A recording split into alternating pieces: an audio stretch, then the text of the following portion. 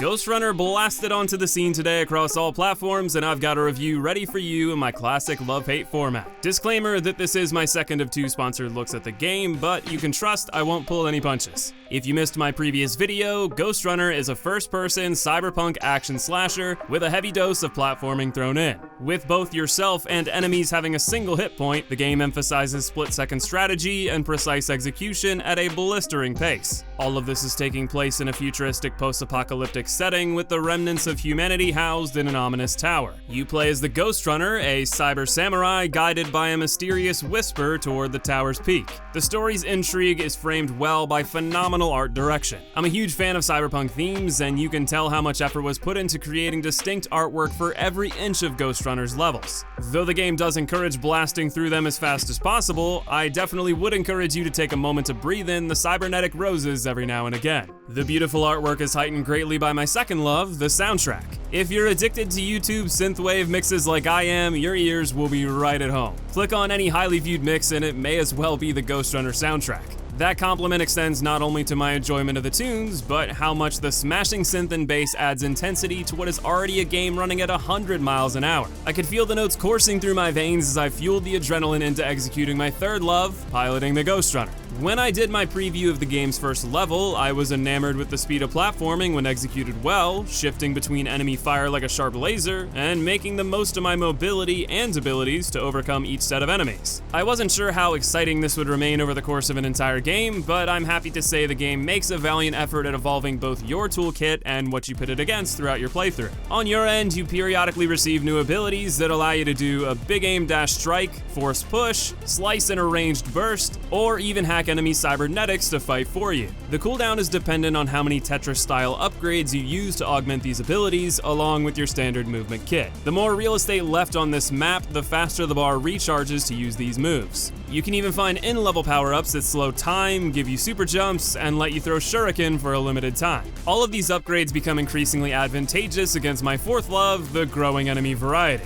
The initial enemies aren't much to cry home about. They're great introductory fodder to test your skills against, but they are quickly enhanced by more complicated level configurations, shielded auras with cores hidden to guard them, and an ever-growing list of new enemy types to keep you on your toes, all asking different things of the player. The basic enemies demand you dodge their consistent shots while being aware of your safe spots. Gatling guards force lateral movement, assassins require hard-to-time parries to deflect and defeat, Metal Gear cows shoot wide blasts directly at you, requiring clever use of distance and verticality to close the distance for the kill. Shielded enemies demand you show your leapfrog and ring around the rosy skills, and flyers trade a good vantage point for offering a surf bomb for you to drop on all the aforementioned adversaries. With a few others in tow, the game mixes its enemy roster well with its level design to create consistently fresh and difficult scenarios that are mighty engaging. It's all capped off in a few of my fifth loves, boss battles. You know I love my bosses, and I have to say, I really wasn't expecting any to make an appearance in Ghostrunner. A game centered around one-shot mechanics isn't exactly ideal for creating a tit-for-tat battle of attrition, but the devs did find creative ways to give the traditional boss experience. Platforming bosses are a perfect fit for this type of game, as are upfront clashes that test the limits of your parry timing. Each boss mixes in a healthy dose of platforming and specific attack timing to highlight the heights this combat system can achieve. First is the disco cylinder that has 3 phases. Grappling through a laser maze of doom, doing more while the walls become unsafe lava in waves, and a final cycle of floor lava mixed in with a laser rodeo. It may seem overly simple, but the timing required to succeed is extremely specific, especially in the first phase. The second boss is a parry check, requiring you to press the attack button at the exact moment their attack would land through a series of quick blows. If you parry too early, the boss deflects and you have to restart the parry sequence. If you're too late, you're dead. Every time you break through for a hit, the boss runs and starts firing laser slashes until you close in, then you repeat with a different time sequence of blows. Making it through these 3 clashes in a single run is surprisingly difficult and very satisfying. Finally, Doc Ock is a test of your spatial awareness for sweeping claws, slamming slaps, underground thrusts, and eventually making part of the ground full of deadly electricity. With a single mistake on your end spelling doom in any of these battles, my sixth love is well emphasized, the high difficulty.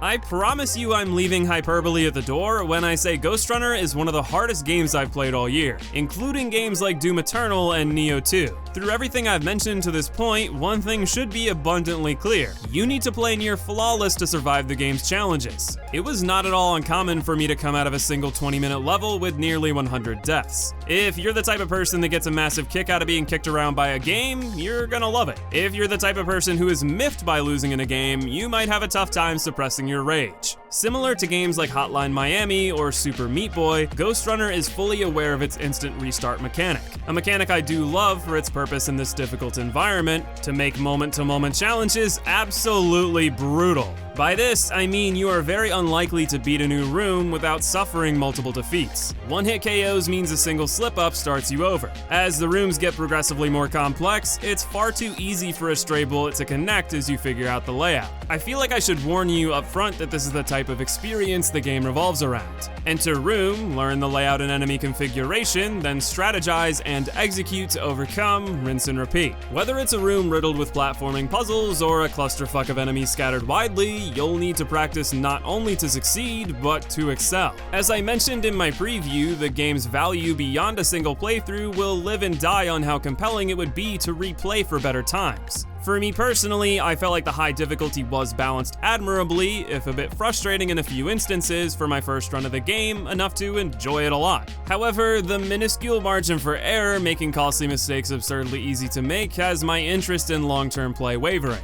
Not only due to high-pressure challenges I wouldn't be willing to grind to maximize in a time trial, but how repetitive those trials become by the game's final act. Despite admirable enemy variety, engaging difficulty, and high satisfaction when you nail a stage perfectly, the game does begin to wear thin in the later stages. Your mileage may vary, but each of these three factors contributed to a feeling of exhaustion by the time I reached the credits. While enemies were appropriately varied throughout my 5-hour playthrough, I frankly did not like certain enemy types. The shielded enemies, for example, track your movement a little too well for my taste, and are particularly annoying when stacked in groups. While my stubborn nature only encouraged me to try harder to overcome them, the difficulty they added alongside a handful of frustrating challenges compounded into a grumpy attitude. But above all, my biggest issue is the repetition and failure. I'm fine dying as many times as I need to succeed when it's enjoyable, but I think the high body count takes away from the game's biggest strength, firing on all cylinders with flawless dashing and slashing. It's a contradictory problem. I love the high difficulty and find it rewarding to overcome the tough challenges, but I don't know if I have the temperament to grind long enough to get to the gameplay's entertainment peak of running through each level flawlessly,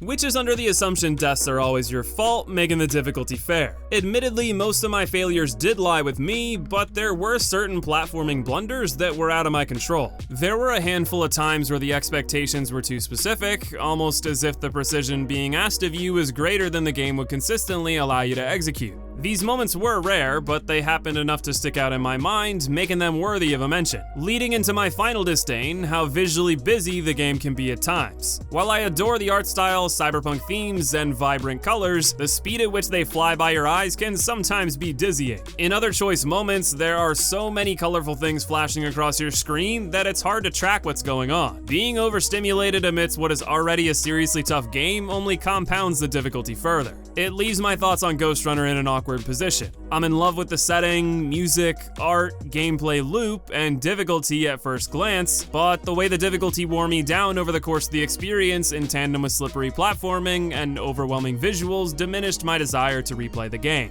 That said, for the most part, I thoroughly enjoyed my first playthrough. Ghostrunner was a solid B effort that has me excited to see more from the developers. I just wish I felt more compelled to replay at 17 levels like I did with the first level in the preview. Maybe my skills aren't up to snuff. I'm sure there are god gamers amongst you who could put my gameplay to shame, and I think it's important to note that your experience will vary based on that skill and your temperament for games that require you to perform at a high level non-stop. If that sounds up your alley, the game is out now on PC, PS4, and Xbox One, and is coming to Nintendo Switch in November, along with free upgrades coming in 2021 to the PS5 and Xbox Series versions of the game. Even if Ghostrunner didn't quite live up to the excitement I felt from the initial preview, it was still a thrilling journey worth experiencing. What are your impressions of the game based on today's video, or your own time with the game? Let us know in the comments below. And of course, I want to thank you for watching today. Much love to you, and I'll see you in the next video.